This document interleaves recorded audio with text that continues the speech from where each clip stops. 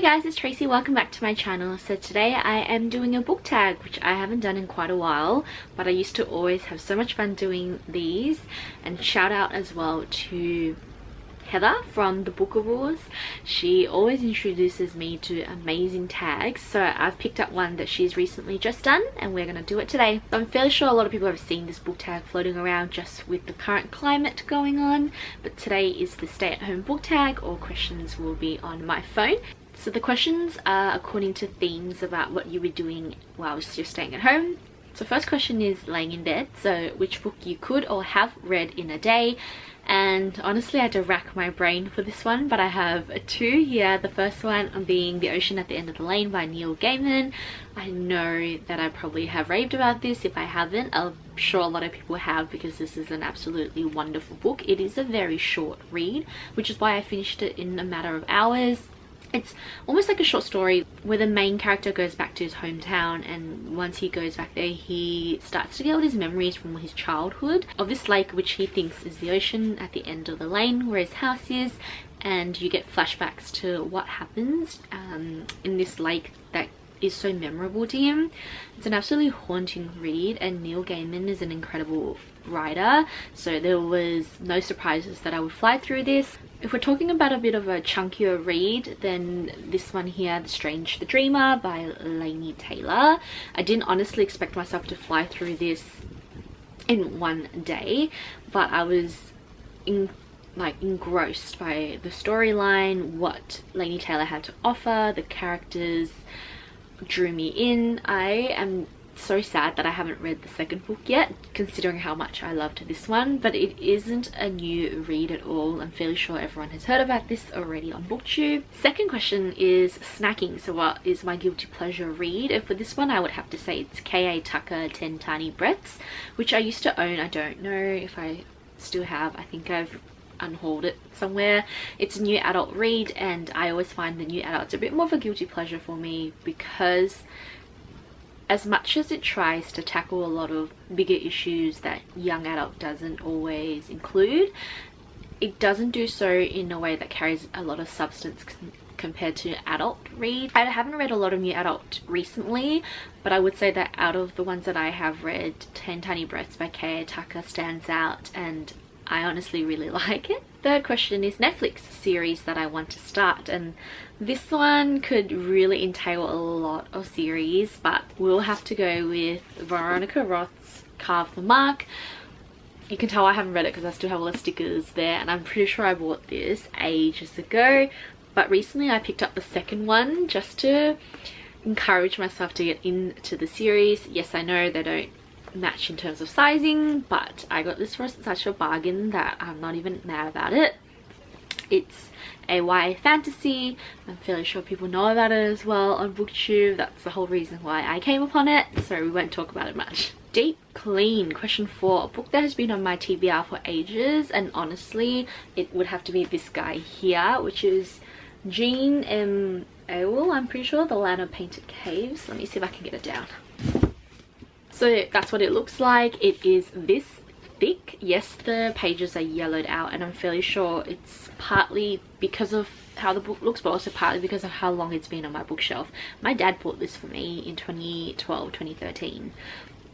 I still have not read it. I don't have the heart to give it away because he did give this to me. It is a epic fantasy, I'm fairly sure.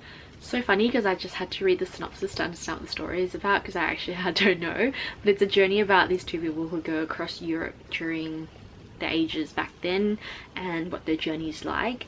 Look, I really do want to get into this, so hopefully I do, just for my dad's sake really, but this has been on my TBR pile and on my shelf for the longest time ever. Question number 5 is related to Animal Crossing, which, if you didn't know already, is a game that is now available on Nintendo Switch, which is the latest version. So there are definitely other Animal Crossing games that were available on different platforms beforehand, and it is the current craze right now with everyone staying at home.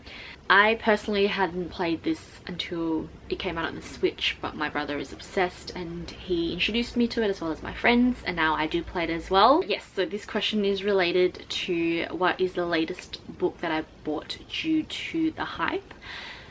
And this was a really hard question to answer because I haven't really bought that many books at all. I'm pretty sure my book haul that I've recently filmed will go up before this video, and that was a 3-year book haul in the making. And even in that haul, those books that I bought were really bought intentionally, not due to the fact that there was a lot of hype around it.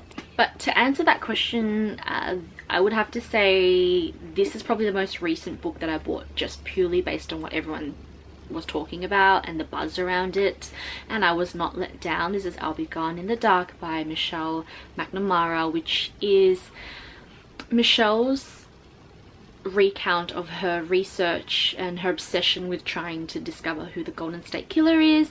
Unfortunately, she had passed away before the book was completed. It was completed posthumously without her, so this was released in 2018 and she passed away in 2016. It's a fascinating read, and honestly I didn't even know much about the Golden State Killer or even who he was, and when I read this I found that I was enlightened in a way. Maybe that's not the right word, but I had learned something so new and so intriguing to me. I have done a full review for this, so I'll leave a link down for it below, but it's well worth the read and well worth the hype. Otherwise, YA, we've got The Hate You Give by Angie Thomas. There is a movie out for it. It's based on a girl who witnesses the shooting of her best friend, and it's a police officer who shoots him. They're of African American background, so when this was released it was during the climate of a lot of those police shootings that was happening in America at the time. I still haven't read this. I do need to get around to it, so hopefully that happens soon, but that's probably one of the other books that I purchased just based on the fact of hearing about people talking about it. Productivity, book that I have learnt something from or that has impacted me, and let's keep this recent, shall we? I've just to get it. So it would have to be After the Flood by Cassandra Montag. This is actually the ARC copy, so that's not what the actual cover looks like. I think it looks like that.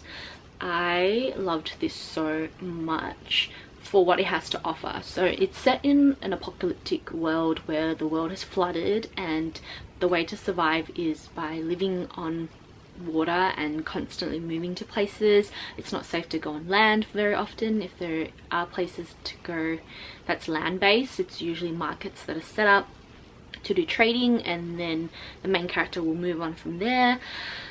There is a rumored land that is said to have started civilization again, and it becomes a mission to get there. I honestly think that beyond just the story that it has to offer, Cassandra Montag really delivers in terms of themes around global warming, around environmental impact, around loyalty, family, just all of those things that I think really resonated with me. I could not stop thinking about this book after reading it for days, and I fully endorse the 5 stars that I gave for it. I do have a review for this as well. It's an absolutely amazing read, and if you haven't read it yet, please do, because it's like you're doing yourself a favor. Next question is Facetime, and it's a book that you were gifted, and this one would be right here. So this is A Good Month for Murder by Del Quinton Wilbur, the inside story of Homicide Squad. So this is a non-fiction book where Del Quinton Wilbur, who is like a journalist, he spends a month with a homicide squad within this community in a state in America, and within that month there is 11 homicides that they have to, I guess, resolve, or 11 homicide cases that they have to go and detect. I flew through this. I received this as a Christmas gift in 2018 and I read it within a day. I have also done a review for this, so I'll leave it down below, but it really gives a different perspective to what we think homicides are all about and what detectives are like, and it's set in a low socioeconomic community, so you actually get to see a perspective that a lot of people come to empathize with or sympathize with. And for a criminology major student like myself, I loved that they had shown this kind of side to things. So yeah, It was a great read. Next question is related to self-care, and that is one thing that you have done to look after yourself, and beyond just skincare routines and things like that, because who doesn't love that. I have actually been planning or journaling in a way, and it's just my way of grounding myself, of remembering what day it is, doing things intentionally. Obviously there isn't a lot going on right now with me not working because of the current climate, so I'm really very much at home, and it gets to the point sometimes where I can lose track of the hours on, you know, spending on social media or on YouTube, things like that. Maybe I'm not reading as much as I should, and I am very much guilty of that. Not saying that I should be hard on myself with that though. I mean, if that's what I want to do, then that's what I want to do. You should never beat yourself down for spending hours doing something if that's how you feel like it. It's just more if you're spending time doing things that make you feel not great later on, or is affecting your mental health negatively, then that's when you kind of need to reflect and realize that maybe that's not what you're supposed to be doing. So I know a lot of people who spend so much time on social media, myself included, and the things that I'm consuming aren't really good for my mental health, and that's when I kind of need to step away and, you know, reflect on, hey, it's probably not what I should be spending my time on. Anyways, so self-care wise, Curation 2020 is the title of this amazing planner company, St. Belford. They have created a planner that is so focused on self-care, on improving yourself, and I absolutely love it. I've been using their planners for the last 4 years now, I'm fairly sure, and they never fail to impress me. And one of the things that I have done recently in terms of self-care is the gratitude reflection that is part of this planner. So every week there's a section for you to write down what you're thankful of, and I just love doing that every Monday morning, just to, again, like I said, ground myself and remind myself that as much as there is so much going on right now, I am still very thankful that I have all the necessities that I need, that I have family and friends who are still healthy and who are still safe, and I hope continue to.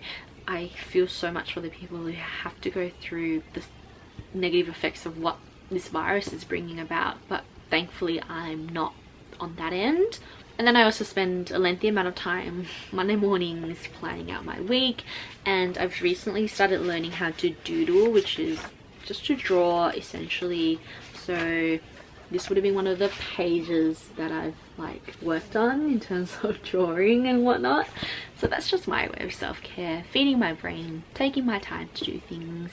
Lastly, this is a bonus question, and it is name a book that's coming out soon. And honestly, there are so many books that I know are coming out in May, but it's very hard to go past the new Susan Collins book from the Hunger Games world.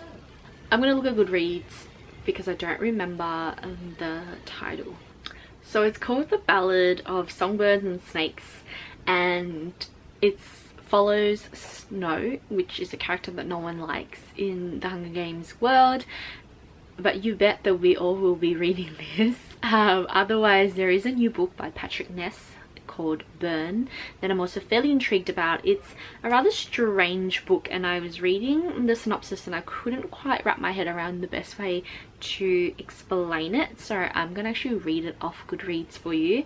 Just bear with me. I realize I've just been out of focus for a while, but let me read this to you. So it's on a cold Sunday evening in the early 1957, Sarah Dewhurst waited with her father in the parking lot of the Chevron gas station for the dragon he'd hired to help on the farm. Sarah Dewhurst and her father, outcasts in their little town of Frome, Washington, are forced to hire a dragon to work their farm, something only the poorest of the poor ever have to resort to. The dragon, Casimir, has more to him than meets the eye, though. Sarah can't help but be curious about him, an animal who supposedly doesn't have a soul, but who is seemingly intent on keeping her safe, because the dragon knows something she doesn't. He has arrived at the farm with a prophecy on his mind, a prophecy that involves a deadly assassin, a cult of dragon worshippers, 2 FBI agents in hot pursuit, and somehow Sarah Dewhurst herself. Okay, so is this supposed to be fantasy? Is this supposed to be thriller? What is going on in this book? But as much as I think that it's a bit strange, I love anything Patrick Ness, and I think he's a great writer, especially YA style. So I'm fairly fascinated to see what this book is about. That is everything that I have on my book tag for today. I hope you guys enjoyed. If you have done this, if you are planning to do it, leave a link to them down below. I would love to watch them as well. I hope you guys have a lovely day. Remember, self-care is very important, so do take the time out of your day to touch base with yourself and do something that you enjoy doing. Personally, I spend a lot of time on Animal Crossing because I find it terribly fun. And if that's what you're doing, then so be it. Be kind to yourself. Have a wonderful day. Bye.